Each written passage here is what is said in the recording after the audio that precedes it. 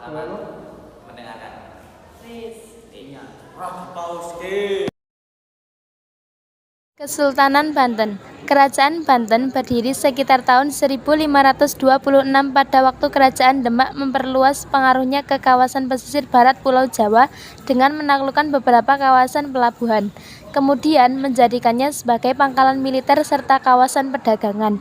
Putra Sunan Gunung Jati, Maulana Hasanuddin berperan dalam penaklukan tersebut. Setelah penaklukan tersebut, Maulana Hasanuddin mendirikan benteng pertahanan yang dinamakan Suro Sowan, yang kemudian menjadi pusat pemerintahan yaitu Kesultanan Banten.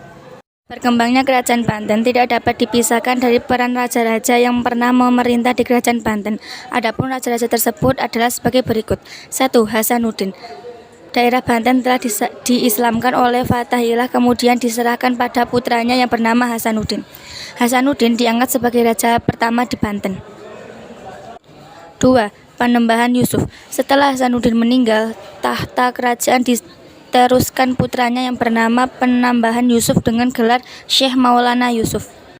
3. Maulana Muhammad 1580 sampai 1596 Masehi. Pada akhir pemerintah Penambahan Yusuf, hampir terjadi perang saudara antara Pangeran Jepara dan Penembahan Yusuf.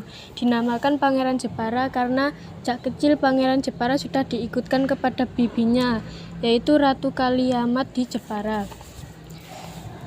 4. Abu Mufakir 1596 sampai 1640 Masehi. Setelah Kanjeng Ratu Banten meninggal, tahta kerajaan diserahkan kepada putranya yang baru berumur 5 bulan bernama Abu Mufakir. Sultan Ageng Tirtayasa 1651 sampai 1692 Masehi. Setelah Abu Mufakir meninggal, digantikan oleh putranya yang bergelar Sultan Abu Mali Ahmad Rahmatullah. Mengenai pemerintahan sultan ini tidak dapat diketahui dengan jelas.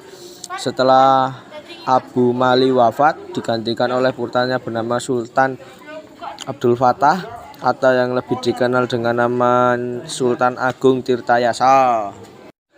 Dalam kehidupan perekonomiannya, Kerajaan Banten bertumpu pada bidang perdagangan. Hal tersebut disebabkan oleh hal-hal berikut. 1. Kedudukan Kerajaan Banten sangat strategis di tepi Selat Sunda. Kedua, Banten memiliki bahan ekspor penting, yaitu lada, sehingga menjadi daya tarik yang kuat bagi pedagang asing. Ketiga, Kerajaan Banten terletak di Teluk Banten, dan pelabuhannya memenuhi syarat sebagai pelabuhan dagang yang baik. 4. Jatuhnya Malaka ke tangan Portugis mendorong pedagang Islam mencari daerah baru di Jawa Barat, yaitu Banten dan Cirebon. Dalam bidang seni bangunan, Kerajaan Banten meninggalkan bangunan Masjid Agung Banten yang dibangun sekitar abad ke-16. Menara Masjid Agung Banten yang mirip mercusuar dibangun oleh Hendrik Lucozon Kardil, orang Belanda pelarian dari Batavia yang masuk Islam. Masjid Agung Banten beratap tumpang atau susun 5.